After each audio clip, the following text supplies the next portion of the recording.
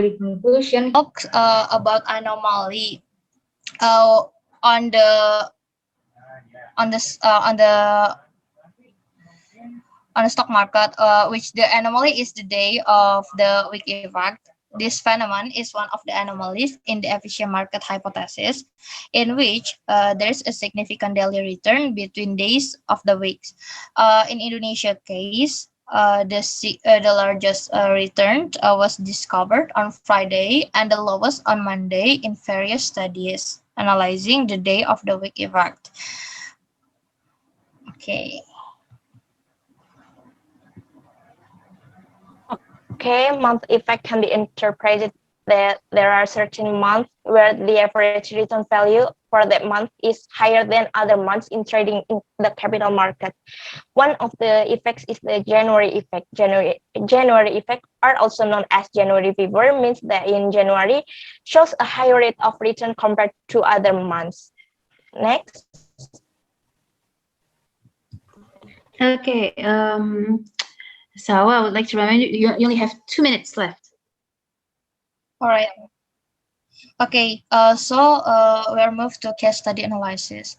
For the day of the week effect, the finding of the study shows that the anomaly of the day of the week effect with method of parametric statistical testing has a significant effect on Jakarta Islamic Index returned, and anomaly of the day of the effects on Jakarta Islamic Index returned has not significant impact on the basis of the result of studying employing non-parametrical statistical tests.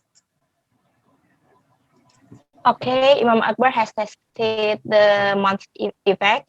The results of Imam Akbar research are in accordance with the result of previous research conducted by Rodoni 2003, which stated that there was no month effect on the Jakarta Stock Exchange in the period 1989 until 1999. Next.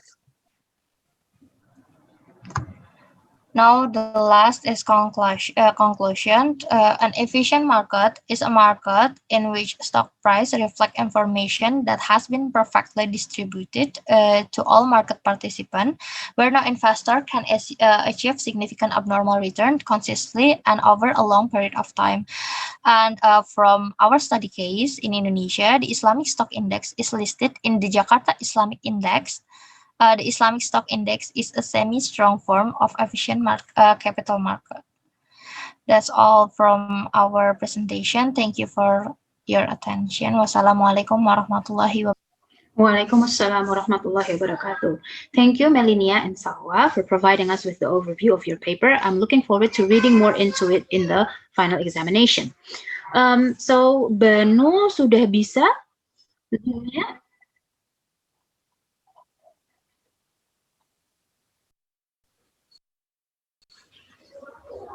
Gimana, Banu? Enggak apa. Oke, tidak pakai kamera juga tidak apa-apa. Kalau yang penting saya bisa mendengar suaranya. Is it possible for you to speak into the microphone now? Bisa? Sudah bisa presentasi? Okay, all right. So now Dana and Banu silakan. Okay, you have until 9:27.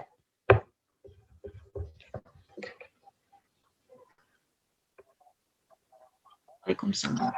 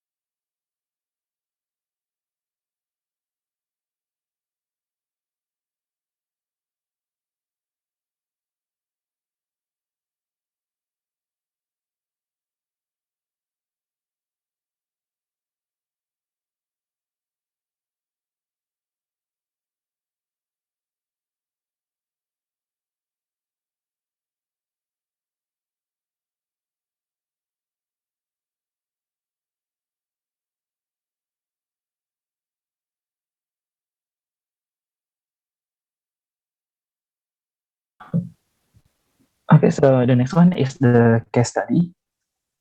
For the first journal is Jurnal Pembiayaan dan Kredit di Lembaga Keuangan BNUHD 2018. So this study used government regulation as comparison between Islamic and conventional financial institution to observe the practice that occur. The study to aim to see the difference between the two. So I think it's the basic one. So I think most of you already know that. The first aspect is determination of the amount of reward from the conventional is before the business start and Sharia financial institution after the business start when profit generate. The reward system for the conventional interest rates and the Sharia is profit share. The losses borne by the customer in the conventional and borne by the both parties in the Sharia. And the reward calculation from the conventional is from the amount of financing, while the Sharia is from the amount of profit, and the reward condition in the conventional financial institution is the basis of loans, and in the Sharia financial institution a proportion of profit. So from this journal, I just want to let you guys know what the main difference between the conventional financial institution and Sharia finance institution in the loan and debt. So the second journal, there is evaluasi pembiayaan perubahan apakah merubah versus kredit profesional berdasarkan kualitas harga by Sahanas and Kuncoro Hadi 2018. So the purpose of the study is to determine whether the murabah pattern of in capital market cost price. So actually, this journal I want to let you know that we don't see the volatilitas harga, the volatility, but I just want to let you guys know the conventional method is there's two methods. There's on basis and effective interest rate. They're using floating interest rate, and while the Islamic method they're using murabah scheme. As we all know, the murabah scheme there is markup or profit their margin. It can be said it's like the flat interest rate. Okay, so from this study we can see that in the with murabah,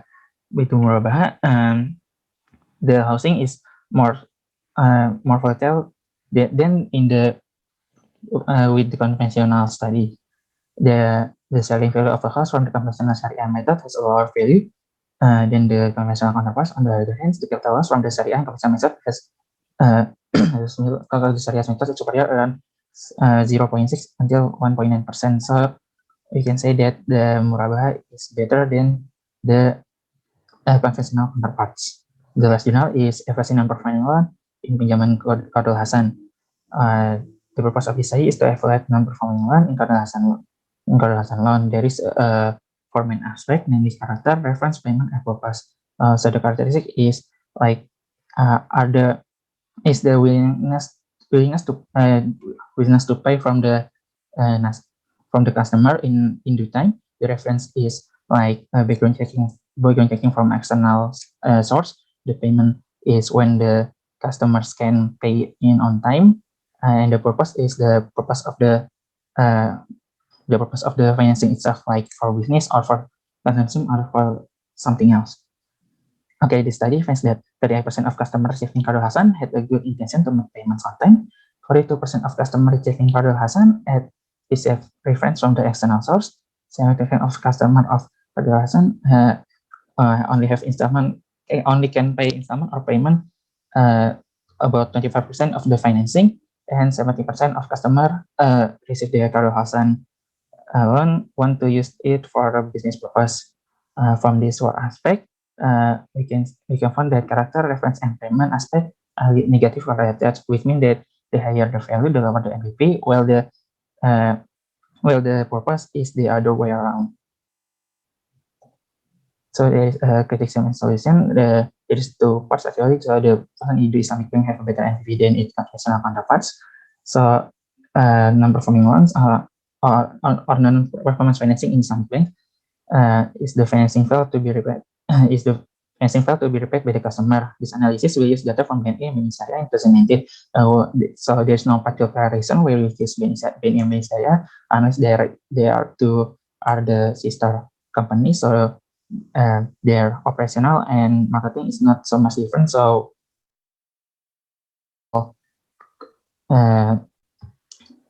comparison, and why we choose years 2019 or 2020, because as we know, in 2020, BNI Syariah has a merger with BSI, and there's also a pandemic, so we don't want to add the, as I mentioned before, we want to apple comparison.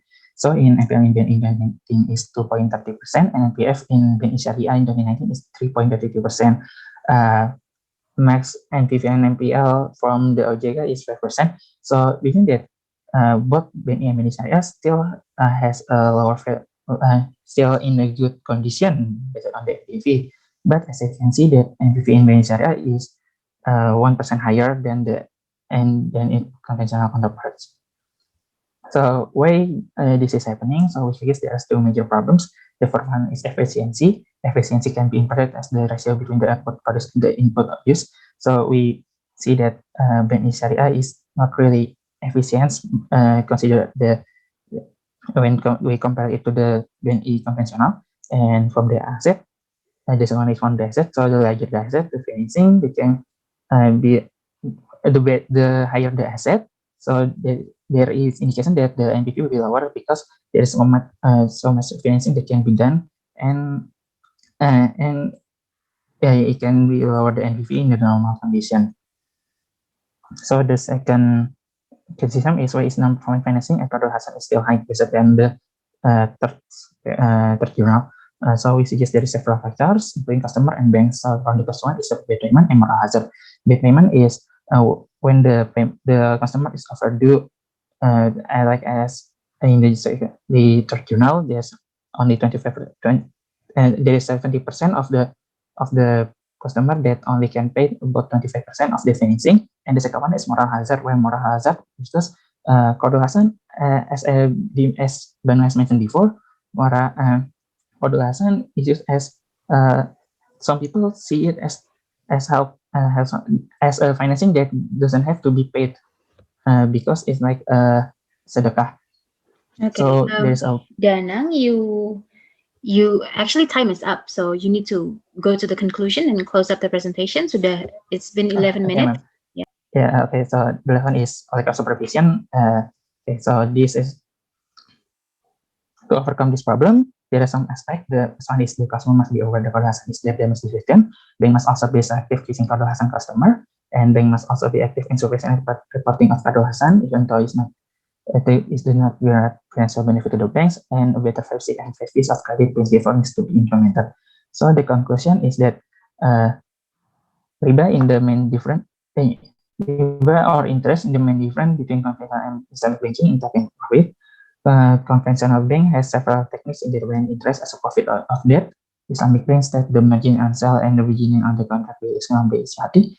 Qardul Hasan is one of the Islamic financial products with high NPV. The Islamic bank has the higher NPV than conventional bank.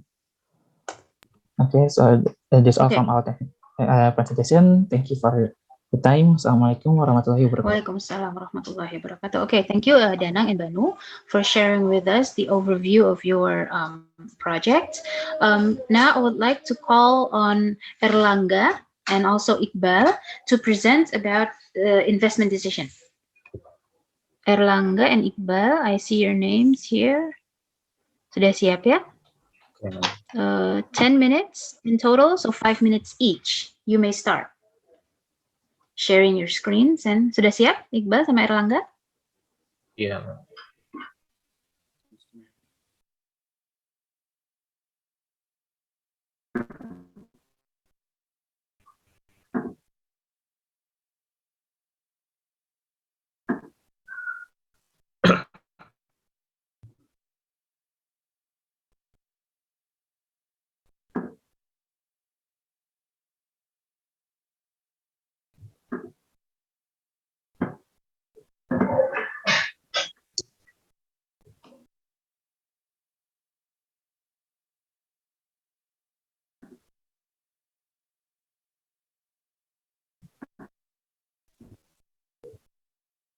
So I'm going to start the presentation. Assalamualaikum warahmatullahi wabarakatuh. My name